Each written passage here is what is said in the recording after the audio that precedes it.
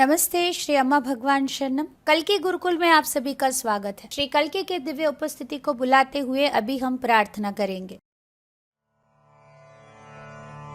ओम सच्चिदानंद परब्रह्मा पुरुषोत्तमा परमात्मा श्री कल्कि भगवती समेत श्री कल्कि भगवते नमः।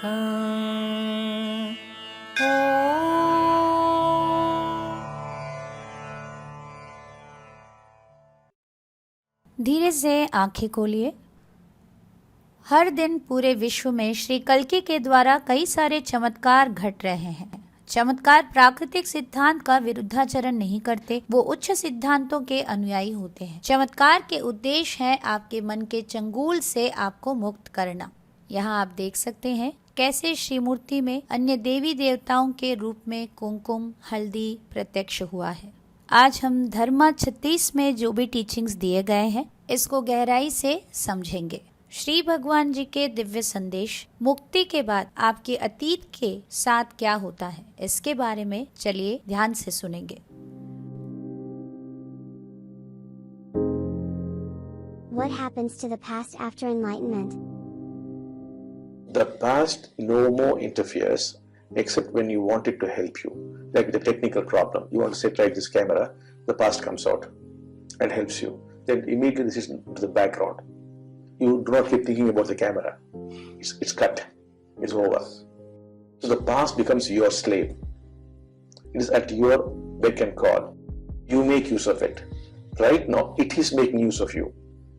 When you are not enlightened, when you are not living, the past has possessed you.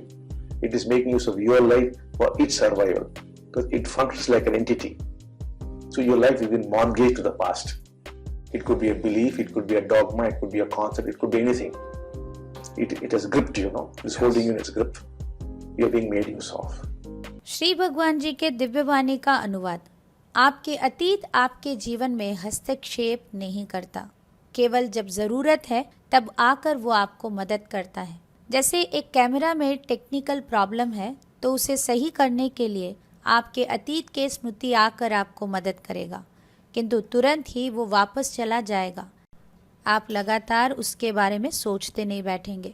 काम खत्म तो आपकी वो स्मृति भी वहीं पर समाप्त हो गया। आपके अतीत आपके दास बन जाता है। जैसे ही आप उसके मदद के लिए पुकारते हैं वो तुरंत हाजिर हो जाता है।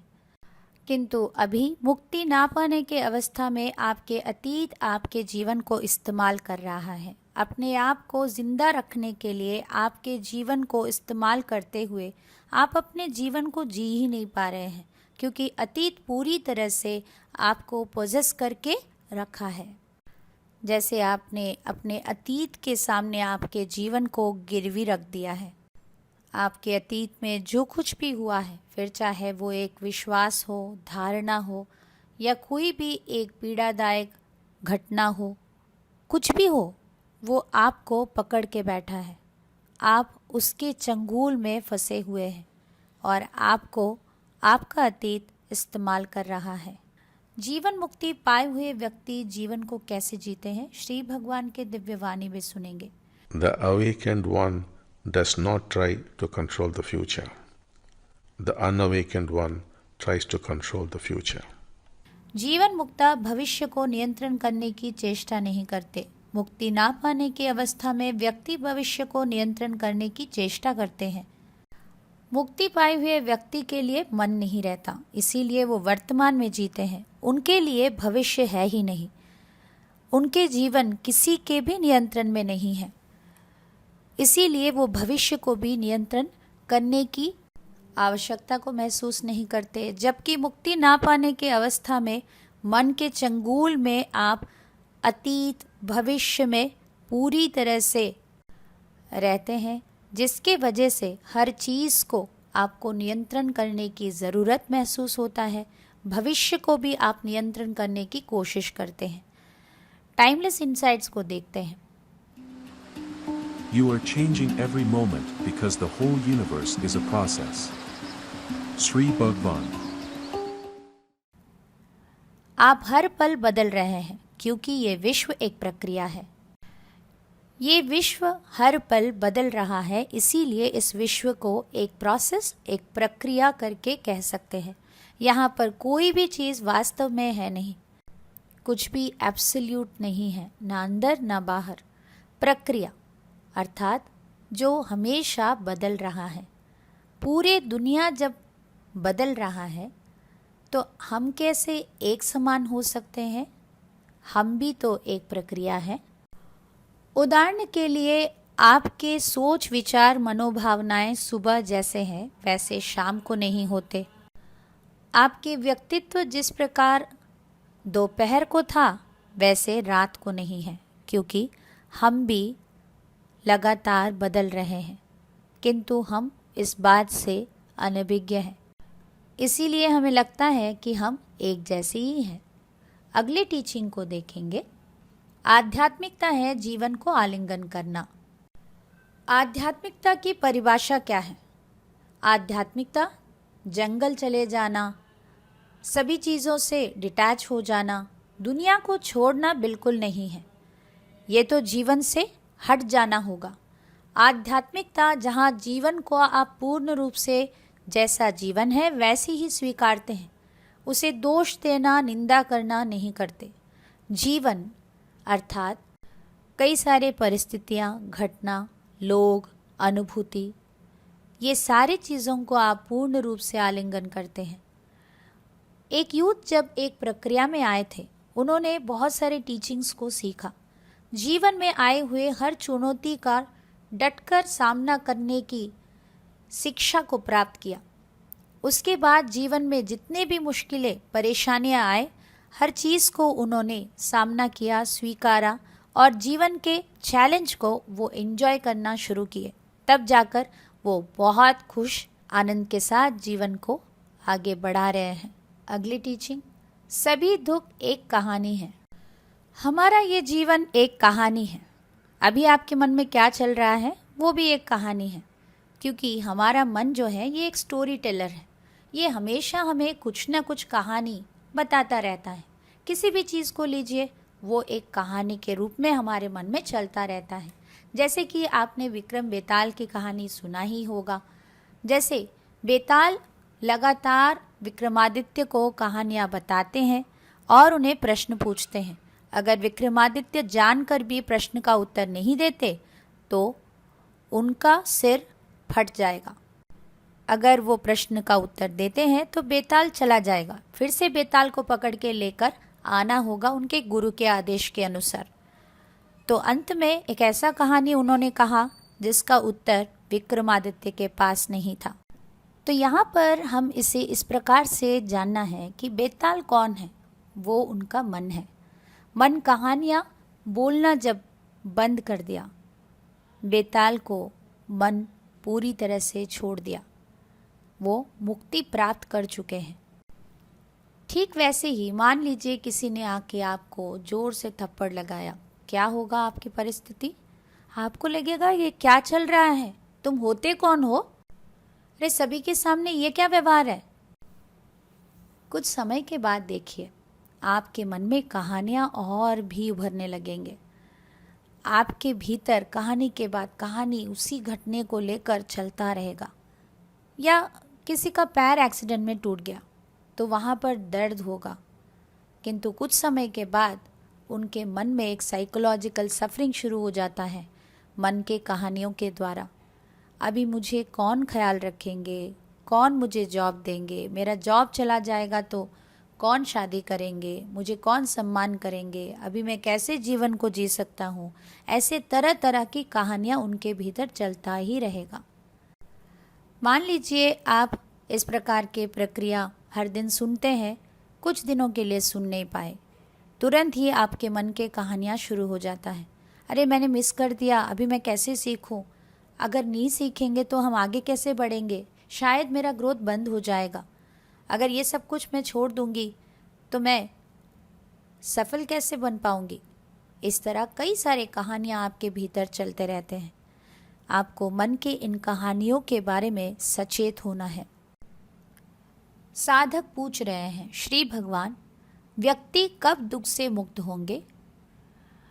पृथक अस्तित्व या अलगाव भाव लुप्त होने से दुख का अंत होता है। सफलता का रहस्य, जीवन एक खेल है, इसमें आघात लगना अपरिहार्य है। उठिए और फिर से खेलिए। जीवन एक खेल है, इसमें हम जीत सकते हैं या हार सकते हैं। हमेशा हमें जीतना ही होगा। अगर आप ऐसे सोचते हैं तो आप इस खेल को खेल नहीं पाएंगे, क्योंकि इस खेल में कई बार आपको असफलता भी मिलेगा, चैलेंजेस आएंगे। आप उससे अपसेट होकर, आपकी प्रेरणा को खोकर आप असफलता को और नहीं बढ़ा सकते। आपको अपने ज़िंदगी के इस खेल को फिर से खेलना होगा, उठना होगा, खेल के दिखाना होगा। अगर खेल से ही आप बाहर चले जाएंगे तो हमेशा के लिए आप विफल होकर रह जाएंगे।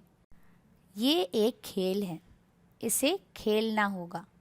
ये खेल है करके हमें याद रखना है। क्रिकेट की खेल की तरह ये जीवन भी है। तब अगर भी आप हार जाते हैं तो आप उसके लिए दुखी नहीं होंगे। क्रिकेट एक खेल है तो भी उसे सीरियसली खेलते हैं। हारने तक वो खेलते ही रहते हैं, छोड़ते नहीं हैं। अगर हार गए तो अगले खेल को फिर से कैसे जीतेंगे, फिर से योजना बनाते हैं, है ना? वैसे ही हमारा ये जो जीवन है ये खेल है। आघात लगना अपरिहार्य है। उठिए और फिर से खेलिए। श्री परम ज्योति के चमत्कार को देखेंगे।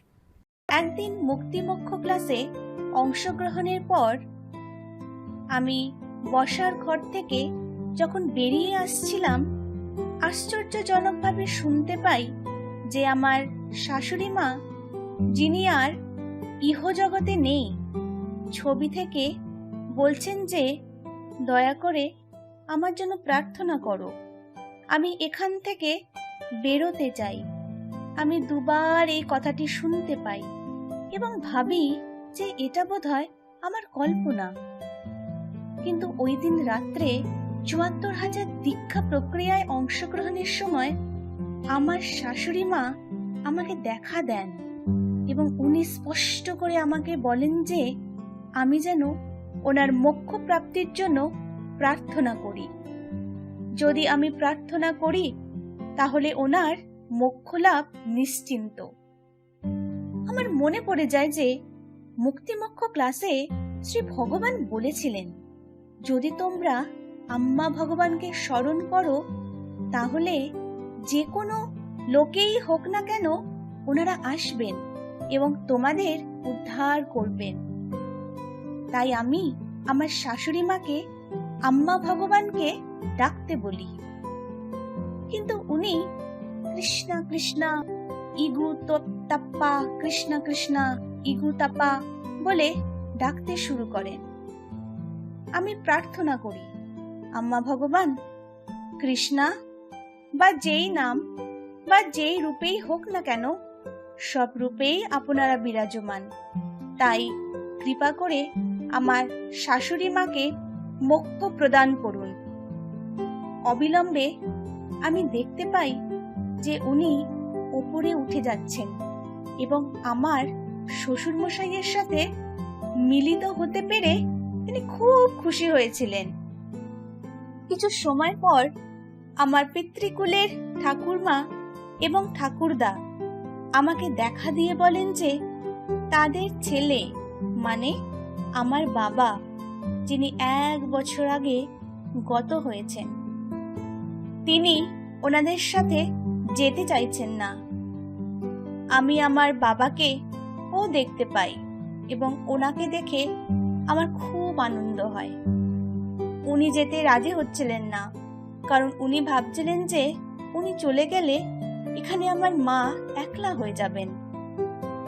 আমার ভাইয়ের সাথে আমার বাবার সম্পর্ক ভালো ছিল না, তাই তিনি ভাবছিলেন যে আমার মাকে কেউ দেখাশোনা করবে না। কিন্তু আমি বাবাকে আশ্বস্ত করি যে ভাই এখন বদলে গেছে এবং মায়ের সঙ্গে একই বাড়িতে আছে। আমরা সবাই আছি এবং সবাই মিলে ভালোবাসা দিয়ে মায়ের দেখাশোনা করব। আমি আরো বলি যে বাবা, তুমি পরমজ্যোতি আম্মা ভগবানের কাছে যাও, সেই স্থানটি খুব সুন্দর। আমার ঠাকুরমা খুব কাঁদছিলেন আর বাবাকে ওনাদের কাছে আসতে বলছিলেন। আমি আমার ঠাকুরমার যন্ত্রণা উপলব্ধি করতে পারি এবং আমিও কাঁদতে শুরু করি। আমার কথায় সন্তুষ্ট হয়ে আমার বাবা ওনাদের সাথে যেতে রাজি হন এবং আমি দেখতে পাই যে ওনারা 3 জন জ্যোতির আকারে উচ্চ লোকের দিকে যাত্রা করলেন। ওনাদের সকলকে মোক্ষ লাভ করতে দেখে আমার মন শান্তি, সন্তুষ্টি ও অপার আনন্দে ভরে ওঠে। আমার পরিবারে বয়োজ্যেষ্ঠ সদস্যদের মোক্ষ প্রদান করার জন্য আমি শ্রী পরমজ্যোতি কল্কির কাছে সর্বদাই কৃতজ্ঞ থাকব। अभी हम कॉन्टेम्पलेशन करेंगे। आंखें बंद कीजिए। आज आपने जो भी सुना है इसे आप कुछ समय के लिए मनन करें।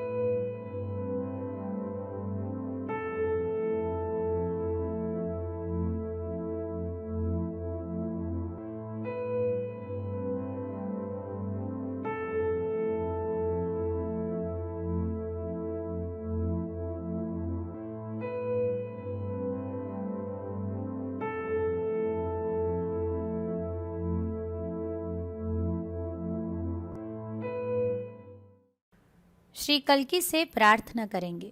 ये सारे टीचिंग्स आपके लिए एक सेल्फ रियलाइजेशन बनना है करके प्रार्थना करेंगे। अभी आप भजन संकीर्तन में भाग लीजिए। श्री कल्की से एक रिश्ता रखते हुए श्री कल्की के अनुकंपा को अनुभव कीजिए।